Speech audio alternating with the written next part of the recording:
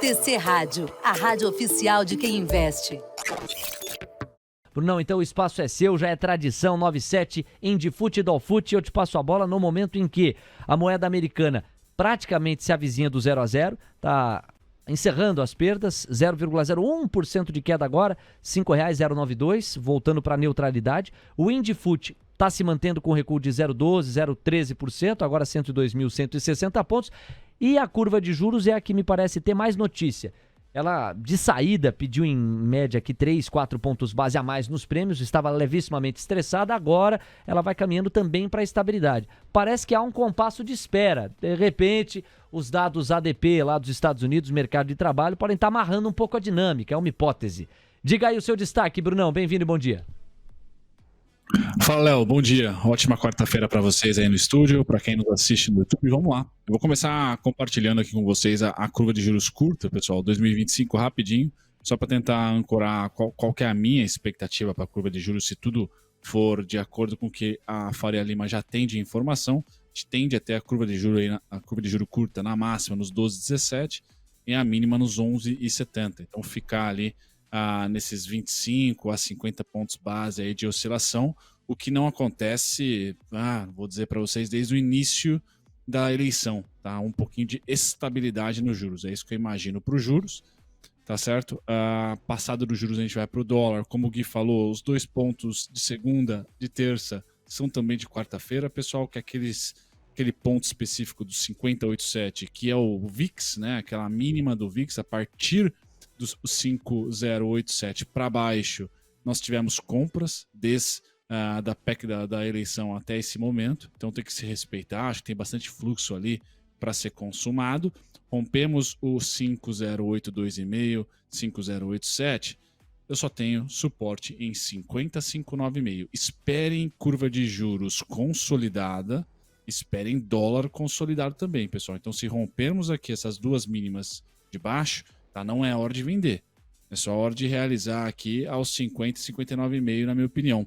Tá? Tem esse é mais truncado o intraday. Assim espero, se não for 50, 36,5, 50, 32 e termino em 50, 24, os alvos de baixa. Para cima, fraco, pessoal, 507,5, tá? Forte aqui, 524, 536, 547. Eu creio que o dólar tenda a ficar a lateral entre as duas, essa máxima e mínima feita aqui no início da semana, a gente tende a ficar com esse preço médio aí. Já o índice, pessoal, um dia muito chato ontem, muito ruim, né, para operadores de índice aí, creio eu, né, não saiu do lugar depois de um único candle de volatilidade aqui, frustrado, né. Então, para hoje, eu vou colocar que o índice pode chegar, não hoje, né, para semana aí, semana que vem, até os 99.940, 100.100, 100.455, 100.755, pessoal. Porém, tem tantos pedágios aqui, ó, 101.975, 101.445, 690, e, de novo, uma semana que temos feriado no fim, pessoal, e que o mercado deve ser truncado. A tendência me parece ser de lateralização para o dólar e de leve queda para o índice. A única resistência deixada ontem, pessoal, é a máxima, as duas máximas do dia, 102.915, 103.170, Léo. Muito bem, Bruno Mazzoni, ao vivo com a gente, 9h10. E nós tivemos Chinela cantando, mínima intradiária para a moeda americana, ou máxima, melhor dizendo, intradiária para a moeda americana, chegou a tocar no terreno positivo e atingiu os exatos R$ 5,094, agora recua 0,02%. Mas a notícia mesmo está com o Indifute, que triplicou o viés de baixa e chegou a cair 0,43% a 101.855 pontos. Roberto Campos Neto começa a falar neste momento no painel do Bradesco BBI. A conversa está sendo mediada pelo economista-chefe do Bradesco, Fernando Honorato, e por André Carvalho, que é diretor de pesquisa e alocação de capital nas empresas, nas ações também do Bradesco BBI. Vamos acompanhar o presidente da autarquia brasileira do Banco Central do país. Olhamos a expectativa, então o mais importante é como as medidas que estão sendo anunciadas, como elas afetam o canal de expectativa. Segundo lugar, é por que o Banco Central, né, se preocupa com o fiscal. Bom, a gente tem um sistema que é ancorado em 3 pilares, o câmbio flutuante, nós temos uma âncora monetária e uma âncora fiscal. Na âncora monetária nós usamos o sistema de metas. Então é importante para colocar tudo em perspectiva. Um outro ponto importante, eu acho que é reconhecer, né, o grande esforço, né, que o ministro Haddad tem feito, que o governo tem feito. Eu acho que o que que foi anunciado até agora, elimina, vamos dizer assim, o risco de cauda para aqueles que achavam que a dívida poderia ter uma trajetória mais explosiva. Eu acho que tem uma certa ansiedade ainda em relação à parte das receitas, e a gente precisa observar como vai tramitar no Congresso. Eu acho que tem uma ansiedade em relação à despesa obrigatória, e eu acho, às vezes, até injusto, acho que isso aí deveria ser cobrado com alguma parcimônia, porque, fazendo uma análise mais profunda do passado, é bastante difícil cortar a despesa obrigatória, principalmente quando a gente pensa em cortes estruturais. A gente teve alguns cortes conjunturais, mas que depois acabam retornando. Então, a nossa avaliação é super positiva, reconhecemos o esforço, vamos observar aí como vão se passar o processo de aprovação no Congresso, se vai ter alguma modificação. Mas acho que é importante dizer que, para aqueles que tinham esse risco, vamos dizer assim, precificado, de que poderia ter uma trajetória de dívida mais descoordenada, eu acho que isso foi eliminado. Olha, são palavras bem fortes estas aí, hein? Entende que foi crédito. eliminado o risco de uma trajetória de dívida pública mais confusa. De novo, um aceno bastante positivo de RCN para o trabalho do ministro da Fazenda, Fernando Haddad. E uma explicação conceitual das razões pelas quais o Banco Central brasileiro mira no fiscal. Bom, o mercado está reagindo. O dólar chegou a tocar máxima intradiária, avançando 0,09%. Quero acreditar que, no entanto, em meio a estas últimas palavras, o que está acontecendo com o dólar encontre sentido. O dólar está perdendo o viés altista e passa a cair, em cima da afirmação de RCN de que a sustentação da dívida pública parece melhor encaminhada. 0-0 para a moeda americana. O Indifut está caindo mais, 0,51% de recuo aos 101.790 pontos. São para a estabilidade financeira. Em alguns lugares, obviamente, uma coisa interage com a outra. Se a crise de estabilidade financeira for muito grande, ela acaba entrando no campo, vamos dizer assim, de atuação da política monetária, mas isso é só no extremo. E o que a gente tem visto em grande parte dos países é os bancos centrais tentando fazer essa separação, né? No caso do Brasil é até mais fácil, porque nós temos, vamos dizer assim, mais graus de liberdade no que diz respeito à estabilidade financeira, o compulsório é alto, a gente tem um sistema que é bem capitalizado, é líquido. A nossa forma de monitorar banco, a segmentação é um pouco mais... A nossa segmentação é um pouco mais rígida. Então, assim, mesmo a parte do que a gente chama de IRRBB, né, que é o Interest Rate Banking Book Monitoring, a gente faz de uma forma um pouco mais até avançada do que alguns outros países, então a gente entende que tem, né? Agora, esse princípio da separação é muito importante, a gente tem enfatizado isso. Em relação ao crédito, nós até tivemos uma reunião com o Bradesco ontem sobre crédito, que o Fernando está aqui, ele disse que não aguenta mais me ver, né? Então, e a gente discutiu um pouco, né, o tema do crédito. Eu acho que o crédito é uma história que, para analisar, você precisa segmentar um pouco. Então, você tem aí um movimento de grandes empresas, né, que entram e saem no balanço dos bancos à medida que o mercado de capitais abre ou fecha. Então, quando o mercado está mais aberto, essas grandes empresas tendem a sair um pouco do balanço dos bancos e ir mais ao mercado de capitais. E isso é bom porque deixa espaço para pequenas e médias empresas. Quando o mercado de capitais se fecha, a gente vê um pouco o retorno das grandes empresas ao balanço dos bancos. Aí você tem as linhas de stand-by, todos os produtos que nós conhecemos. E isso a gente observa com bastante frequência. A gente tem uma parte de pequenas e médias empresas e aí de fornecedores e de cadeias que a gente tem olhado. A divisão era especificamente nesse tema, em alguns produtos, capital de giro, descontos duplicados, essa parte de recebíveis de cartão, que alguns diretores disseram, olha, isso está desacelerando bastante rápido e a gente precisa olhar com mais calma. Alguns outros diretores disseram, não, esse produto é volátil e tal. Então, faz parte do nosso debate natural. A parte de pessoa física, essa migração para produtos, vamos dizer assim, mais emergenciais, como cartão de crédito, toda essa parte que tem os juros mais altos, nos preocupa, o endividamento está bastante alto. Quando a gente pega o crédito como um todo, e a gente teve essa conversa ontem, grande parte dos bancos tem uma preocupação com a desaceleração, mas não acha que tem nenhum tipo de crise, nem, como a gente diz, credit crunch, ou seja, nenhum tipo de problema mais estrutural no sistema de crédito. O que a gente tem observado na parte de mercado de capitais é que a parte de debêntures tem fechado um pouco aí. Na última semana voltou a ter últimas 2 semanas voltou a ter algum negócio. A gente viu alguns bancos até comprando algumas debêntures nos últimos tempos. E a pergunta que a gente sempre faz para os bancos é: se vocês tivessem mais liquidez, vocês comprariam umas debêntures? Ajudaria a regularizar o mercado? E a resposta tem sido: olha, não é um problema de liquidez, é um problema de oportunidade. Pessoal, são 9 horas e 17 minutos. Deixa eu fazer um paralelo, porque nós tivemos há 1 minuto a divulgação do relatório de empregos privados do ADP, estava no nosso radar, e o número vem bastante abaixo do consenso. Apesar de não merecer o urgente do painel Mover Pro, é um dos eventos que podem ajudar a justificar movimentações a nível de mercado global. Os novos empregos privados americanos atingiram 145 mil em março, de acordo com o ADP. O consenso apontava para 200 mil. Vem com uma essência parecida com a do relatório Jolts, no sentido de que o número é abaixo do que se imaginava. Um mercado de trabalho menos aquecido, em teoria, dá condição para uma política monetária mais frouxa. O Diego Kerber traz a fotografia imediata do pré-mercado americano, pois não, Diego? Vamos lá então, pré-mercado americano, tudo no vermelho agora, Léo. Dow Jones Futuro está caindo 0,04% aos 33.562 pontos. O S&P Futuro está recuando 0,11% aos 4.124 pontos, enquanto o Nasdaq Futuro tem queda de 0,02% aos 13.215 pontos. 9,18, em essência, Roberto Campos Neto parece sugerir que as movimentações da política fiscal do país e as pistas trazidas pelo arcabouço até aqui vão dando mais sustentação para um eventual revisitar da taxa Selic. Vamos ver a próxima pergunta que vai ser endereçada para ele. Mercado de trabalho, metas, expectativas. Mas eu queria aproveitar esse gancho da separação de políticas só para fazer um último comentário, André, do ambiente global.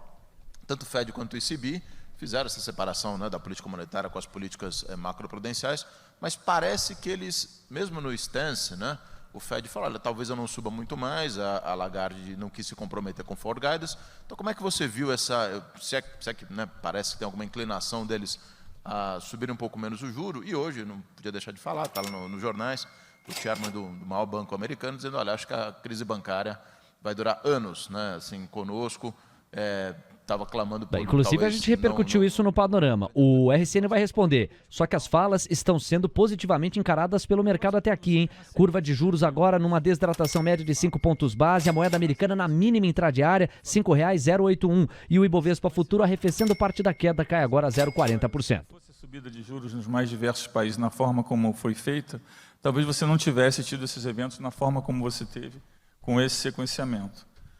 Mas são eventos diferentes, né? Nos Estados Unidos, a gente teve um problema no sistema regional de bancos, e é muito, muito específico dos Estados Unidos. O sistema regional de bancos nos Estados Unidos tem uma regulamentação diferente. Isso foi feito em 2017, exatamente porque se imaginava que o sistema regional estava perdendo a competitividade. Para vocês que fazem banking book, que olha balanço de bancos, e eu me lembro que eu passei por isso uma época, porque eu estava no banco nos Estados Unidos, e analisei o caso do banco onde eu trabalhava, na sucursal americana. E era uma coisa super curiosa esse tema de você poder ter o banco regional com perdas, onde a perda no HTM, no Hold to Maturity, não era nem marcada a mercado e nem jogava contra o capital, né? Então, que fazia mínimas em todos os DIs. Nós temos agora uma desidratação média de 6 pontos base e meio, e o dólar renova a mínima intradiária, R$ 5,077. No caso do banco do Silicon Valley em específico, ele tem uma coisa muito específica, que ele tem uma base de depositantes muito concentrada e muito interligada. Eu sempre brincava que era como se fosse um banco que grande parte dos clientes fosse na mesma família. Porque as empresas ali no Silicon Valley são muito conectadas, muitas têm participação cruzada, entre outras. E acho que isso levanta um tema, se eu puder falar, que eu acho que é importante, que a gente precisa discutir. Atenção. Que a gente faz muita análise de risco, stress test, mas uma coisa que eu acho que está sendo discutida agora é fazer o stress test nos depósitos, né? E aí eu acho que tem uma parte que é o duration do meu depósito, ou seja, qual é a estabilidade da minha base de depósito. Isso eu acho que vários bancos fazem, mas o que poucos bancos fazem, e se mostrou que teria sido importante no caso do Silicon Valley Bank, é qual é a diversificação da minha base de depósito, né? Então, os bancos regionais têm uma diversificação da base de depósito bem inferior, né? E aí se mostrou uma fragilidade. Vamos pensar que teve 41 bilhões de resgate num dia. Isso é mais do que teve lá na Lima no pior momento, né? Então, acho que tem um tema que está sendo reavaliado no regional. Passando rapidamente para a Europa, eu acho que é um sistema diferente, é um problema diferente. Alguns bancos estavam com rentabilidade baixa. Se a gente olhar os bancos europeus, eles negociam a um price to book bem inferior. Acho que estava sendo questionado alguns modelos de negócio. E aí você teve uma fragilidade no banco que acabou afetando. Acho que a solução dada pela Suíça foi relativamente rápida. Agora, eu acho que o importante é a gente pensar o que isso tem, o que serve, o que é a implicação disso. A implicação disso é que o crédito vai desacelerar. Eu acho que os bancos regionais nos Estados Unidos hoje estão observando, né, o depósito no dia a dia, na lupa, para ver se está perdendo depósito, está entrando. E quando você está nessa situação, a tendência é desacelerar o crédito. Então, a gente imagina que tem uma desaceleração de crédito grande na Europa e nos Estados Unidos por isso. 9h22, as perspectivas a respeito de risco sistêmico financeiro e global, sob a luz dos últimos fatos relacionados às corridas bancárias dos Estados Unidos, ou mesmo Credit Suisse, no caso europeu. A gente vai seguir monitorando aqui o evento. Por hora, vale registrar que a moeda americana chegou a bater mínima intradiária na faixa dos R$ 5,072, quer dizer, um pouquinho mais, e nós veríamos o dólar a R$ 5,06. A curva de juros não para de renovar mínima, e nós temos quase 10 pontos base a menos no caso de alguns contratos, no caso dos pedidos de prêmios, de alguns dos contratos, em especial na parte mais média e longa da curva de juros. Para você que está chegando agora, vamos passear pelo painel Mover Pro e trazer alguns dos urgentes frutos das falas de Roberto Campos Neto. O primeiro urgente é este aqui. O que foi anunciado no fiscal elimina risco de cauda. Foi o fechamento da primeira intervenção de Campos Neto, que foi muito bem recebido pelo mercado, num aceno concreto e positivo ao trabalho que o Ministério da Fazenda vem encabeçando com Haddad. O segundo urgente é este aqui. A ansiedade em relação às receitas, como quem passa o recado de que, apesar de conceitualmente o arcabouço até parar de pé, é necessário um incremento das receitas para viabilizá-lo. O terceiro urgente é este. Reconhecemos os esforços de Haddad e sua equipe. E o quarto é este aqui. A gente vê juros virando para queda depois das falas de Campos Neto e as viradas dos DIs ocorrendo ainda depois dos dados abaixo dos esperados no caso do ADP nos Estados Unidos. Campos Neto disse há pouco que a meta da inflação é um tema que divide economistas e é sobre isso que ele discorre neste momento. Vamos ouvi-lo. E aí no pós, e que está acontecendo durante a guerra, vai fazer com que a adaptabilidade da oferta seja menor por um tempo mais prolongado, o que significa provavelmente uma inflação maior durante um tempo mais prolongado em grande parte dos países. Então, tem gente questionando, bom, se isso é o caso, não deveria haver uma mudança de meta? E, do outro lado, você tem, obviamente, né, os economistas que dizem, olha, vai zerando as perdas, agora cai 0,15%. A meta, muito provavelmente, não ganha grau de liberdade, você perde, porque o que vai acontecer é as pessoas vão ajustar a inflação não só para a meta nova, mas vão colocar um prêmio adicional em relação a isso. E aí eu acho que a diferença das duas visões é basicamente através do canal de expectativas e funciona da seguinte forma. Se você conseguisse convencer todo mundo que você vai mudar de meta e nunca mais vai mudar depois, muito provavelmente você teria, né, essa situação onde você aumentaria a meta e a expectativa não aumentaria o prêmio, né? Mas é importante, mesmo para quem acredita nisso, é importante observar que isso não garante que não vão existir custos depois, custos de reputação que não são sentidos imediatamente, mas que são sentidos a longo prazo, né, do fato de você. Então, eu estou dizendo que mesmo que você aumentasse a meta, tivesse a percepção que ganhou flexibilidade na política monetária, não existe garantia que isso não tenha um custo estrutural mais de longo prazo, né? Então, acho que são várias variáveis a ser consideradas. A meta quem determina é o governo, não é o Banco Central.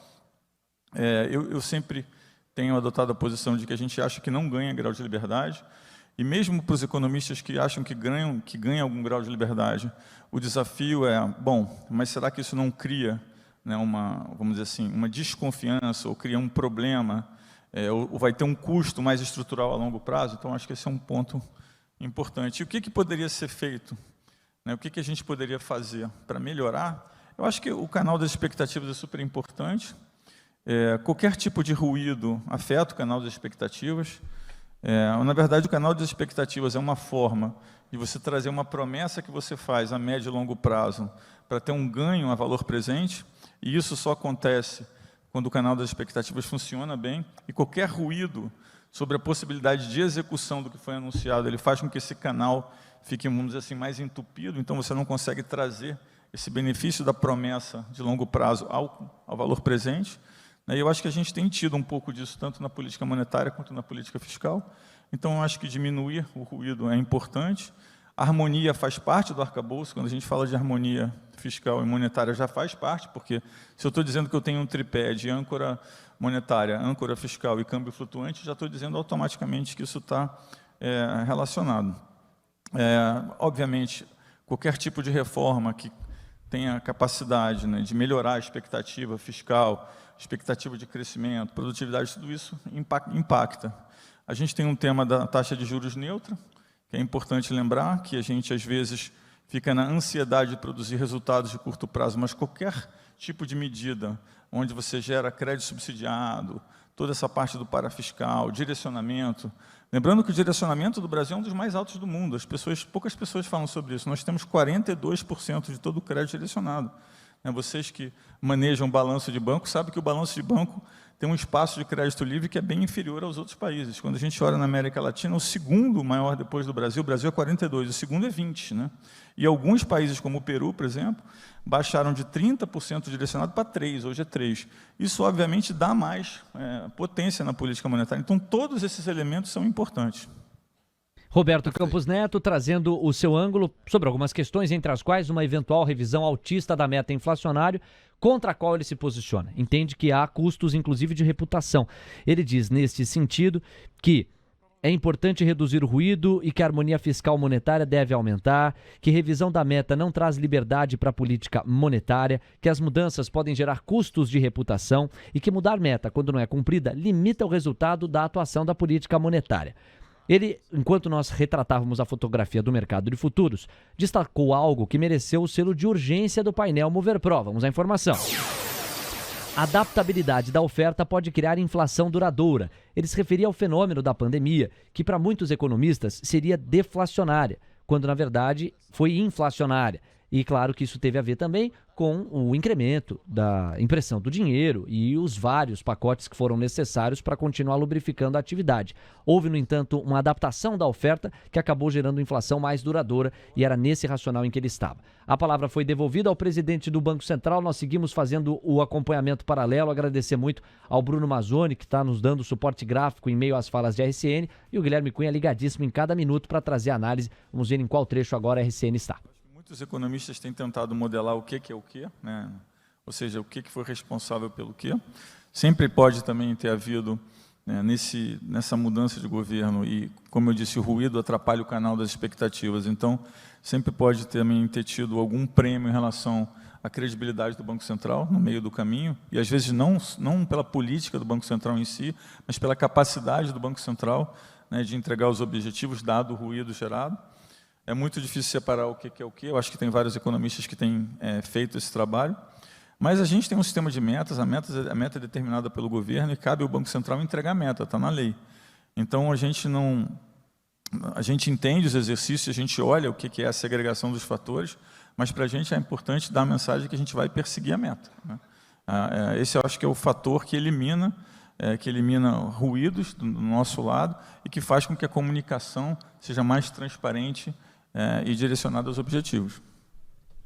9h30, fotografia agora do mercado de futuros. O dólar virou, passou a cair já há algum tempo, recua 0,20%, R$ 5,082. A curva de juros está numa desidratação média de 6 pontos base e meio. E nós vemos o Indifut caindo 0,07%. Guilherme Cunha, no pique, no ritmo. Quero ouvir um rápido comentário seu. Por hora, uma mudança de ingredientes e temperos. Curva de juros para baixo, dólar para baixo, bolsa quase indo para o 0 a 0. E não seria surpreendente se ela começasse a subir. As declarações de RCN estão sendo bem recebidas pelo mercado. E o alinhamento entre fiscal e política monetária parece estar mais encorpado.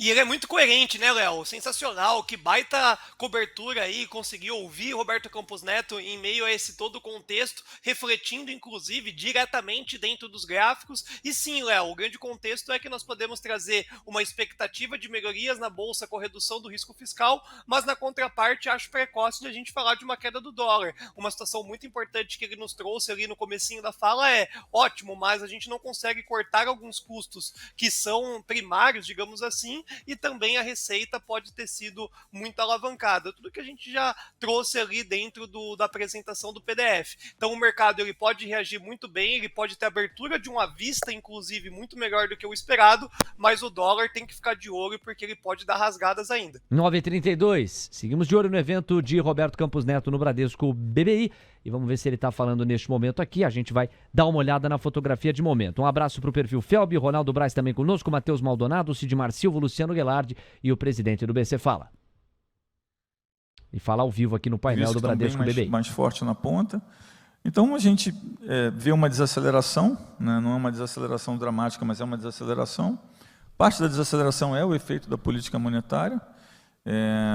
A gente faz isso de forma... A gente sempre diz que a gente tenta fazer da forma mais suave possível, né? Então, quando as pessoas cobram, né, por que não olhar o objetivo da suavização? É isso que a gente faz, na verdade. A gente, em um momento, tentou maximizar o atingimento da meta em 2023, porque saberia que os juros teriam que ser muito altos, né? Agora, uma coisa que eu sempre digo, que eu acho que é super importante, é que o custo de combater a inflação é muito alto para a sociedade. E ele tem impactos duros no curto prazo. Mas o custo de não combater é muito mais alto e tem impactos muito mais nocivos a médio e longo prazo. Então, o nosso trabalho é fazer essa convergência com o mínimo de custo possível.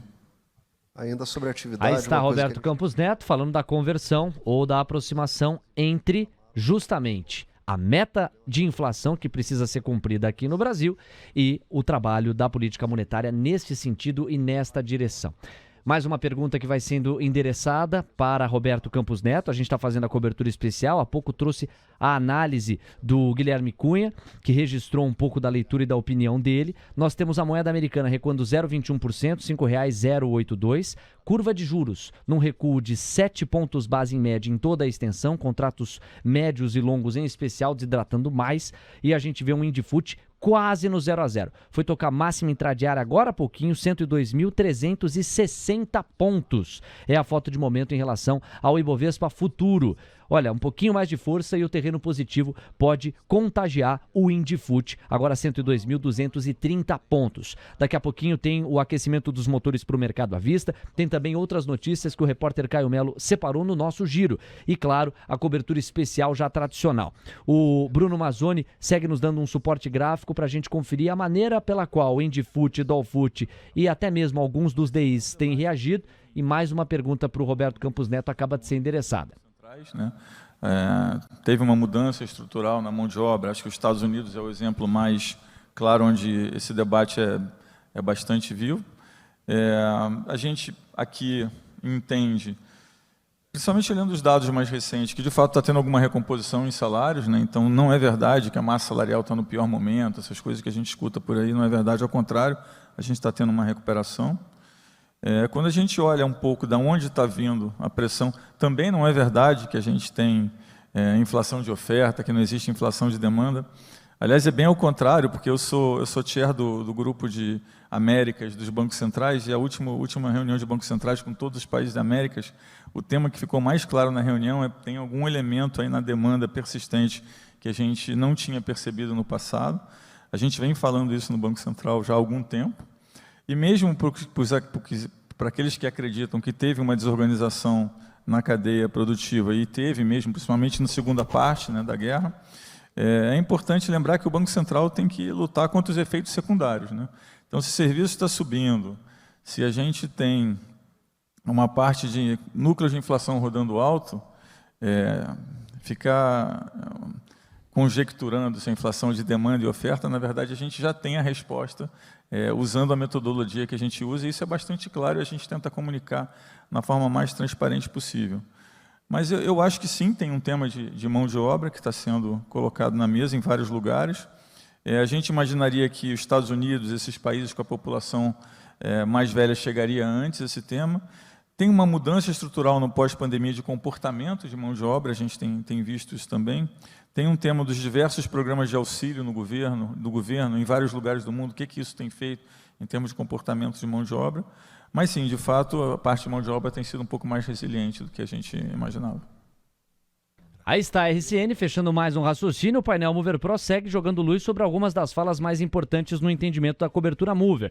Nós temos um urgente paralelo ao evento que diz respeito aos Estados Unidos, especificamente o saldo comercial do país. E a informação é esta aqui, ó. Menos 70,5 bilhões de dólares, a fotografia do saldo comercial americano referente ao mês de fevereiro. O consenso apontava para menos 69 bilhões. Vem um pouco pior a situação em relação à imaginada. Nós temos como destaques do Campos Neto, apesar de não terem merecido urgente, as falas de que piora das expectativas seguiu medidas fiscais e o debate sobre meta, que o BC vê uma desaceleração econômica, não ainda num quadro dramático. Diz Campos Neto que não é verdade a afirmação de que não existe inflação de demanda e nós temos essa talvez como uma grande queda de braço técnica e conceitual entre governo e Banco Central. O governo entende que não há inflação de demanda. O Banco Central entende que há sim e que, portanto, não é verdadeira a premissa de que não há esta inflação que é incentivada pela demanda mais aquecida. Também Campos Neto diz que a inflação de serviços e de núcleos estão elevadas e que o emprego tem sido mais resiliente do que se imaginava por parte do Banco Central. A palavra foi devolvida à RCN, vamos ouvir. O obrigatório estrutural vem com reformas, é um processo mais longo. Eu acho que a gente tem que dar credibilidade, né, porque o governo tem feito nesse sentido. Agora, obviamente, né, o livro-texto vai te dizer que se você fizer um ajuste com mais corte de despesa e menos aumento de receita, o efeito inflacionário é diferente. Presidente, tem algumas perguntas aqui sobre a autonomia do Banco Central. A autonomia do Banco Central podendo ser endereçada. Sinceramente, pessoal, no sentido de aplicação prática de uma eventual autonomia do Banco Central, eu acho que o investidor está dando pouca atenção ao tema à medida que o presidente da Câmara dos Deputados, Arthur Lira, já mandou um recado explícito para o governo no sentido de que não passa, não adianta nem mandar. O mesmo em relação a eventual revisões da privatização da Eletrobras, o que inclusive fez com que os papéis subissem mais de 4% ou 5% no dia. Isto posto, me parece que é um tema mais lateral. Nós temos 22 minutos para as 10 horas da manhã e tivemos, nesta última fala de Campos Neto, um destaque que mereceu urgente no painel. É este aqui, ó. Existe parcimônia em cobrar redução de despesas do governo. Campos Neto sugerindo um olhar mais compreensivo no sentido de que a redução dos gastos por parte do governo federal não deve acontecer de maneira tão repentina, brusca, imediata e absolutamente acelerada, e uma certa compreensão sugerida por ele. Ele diz que o ajuste fiscal na despesa acontece por meio das reformas e que traria impacto inflacionário distinto se houvesse o ajuste fiscal. Vamos acompanhar. Mas a gente tem que entender que os diretores também têm mandato e são autônomos em relação a minha pessoa, e é assim que tem que ser, né? Eu acho que essa é o verdadeiro que a gente chama de checks and balances, ou seja, o equilíbrio na tomada de decisão.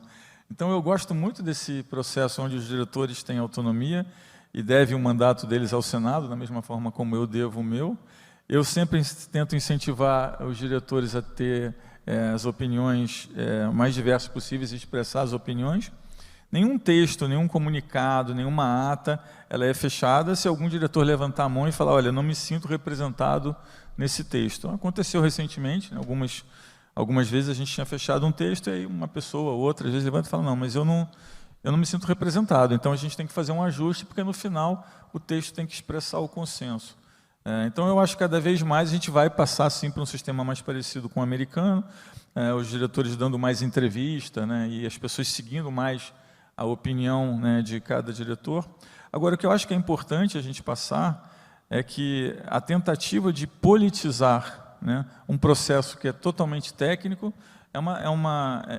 isso é uma coisa que deixa os funcionários da casa e os diretores, de uma forma geral, bem preocupados, né? Quando a gente escuta comentários, não, mas essa é uma decisão política. Tem milhares de pessoas, e tem aqui diretores da casa, estou vendo aqui o Fábio aqui, que sabem que tem milhares de pessoas que passam a noite rodando modelo, fazendo toda a parte de estimativa, de projeção. Não tem nada na decisão que é política, é sempre técnico, né? Inclusive, a ata, né, para quem segue a ata e o comunicado, é uma sequência, né, de comunicados que quem entende e analisa isso observa a mudança das palavras e das expressões através do tempo. Então, não tem nada ali que uma pessoa possa chegar, ler um comunicado e falar, foi isso, foi aquilo. É uma coisa que requer um pouco mais de ciência. É a forma do Banco Central se comunicar. A gente tem tentado fazer um movimento de ser mais transparente nesse sentido. Mas eu acho que sim, a gente vai caminhar para um sistema mais americano. Eu acho que sim, os diretores vão cada vez comunicar mais e falar mais as suas opiniões. Eu gosto disso, acho isso importante. Eu acho que personalizar o Banco Central em uma pessoa é muito ruim, né? Isso é uma coisa que tem acontecido recentemente, eu acho ruim. E a gente, obviamente, tem um corpo técnico que tem opiniões distintas e a gente busca sempre espelhar no comunicado exatamente aquilo que foi discutido. Só um breve complemento, o senhor falava, né? De novo, Roberto Campos Neto nesta toada de política monetária em diálogo com política fiscal. São 9h42. Senhoras e senhores, nós seguiremos monitorando em paralelo os principais highlights do evento de Roberto Campos Neto lá no Bradesco BBI. Nós já estamos praticamente na reta final do evento. Digamos que os grandes corações da discussão de política fiscal e política monetária já parecem ter sido contemplados por RCN até esta altura.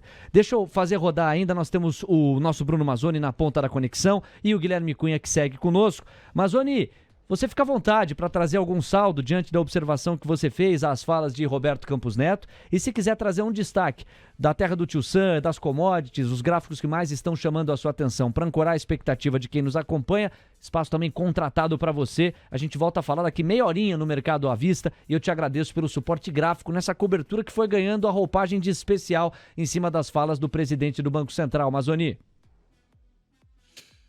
Beleza, Léo. Vamos lá, um rápido comentário, então, aos dados norte-americanos, pessoal. Então, desaba a curva de juros, desaba também DXY, tá? Então, a economia fraca por lá, não necessariamente vai ser bom. Essa é a narrativa de hoje, tá? Então, curva de juros fechar lá e o dólar despencar, não necessariamente vai trazer para o S&P um dia positivo hoje, porque a narrativa na gringa tá, vamos tentar ali, pelo menos o bastião de emprego, está segurando uma economia forte, é nisso que a gente vai se apoiar. Tá? Como hoje fraqueja um pouquinho, como já fraquejou em outros dados, a gente percebe o S&P caindo mesmo com curva de juros cedendo, mesmo com o DXY cedendo. Um momento neutro para os emergentes, pessoal, porque essa economia enfraquecendo e China também não reportando dados tão importantes assim, minério cede e o petróleo lateraliza. Então é um dia morno lá fora, tá? Ruim para os Estados Unidos, morno pro emergente. É uma semana então que vai depender bastante do doméstico. As falas do Roberto Campos, Léo, para finalizar aqui para você com morno e fraco do mercado estrangeiro e para o nosso aqui. As falas do Roberto Campos, acho que a gente está muito bem servido aí de ministro da Fazenda e também de presidente do Banco Central. Ambos estão aí harmônicos. Eu acho que o que mais gera ruído é a parte política, são os discursos políticos. Os discursos técnicos eu acho que estão dotados aí de boas intenções de ambos os lados, aí, tanto da autarquia como também do Ministério da Fazenda. Léo. Obrigado ao Bruno Mazzoni, daqui a pouquinho de volta, aí sim no mergulho completo do Mercado à Vista. Um abraço para você. TC Rádio, a rádio oficial de quem investe.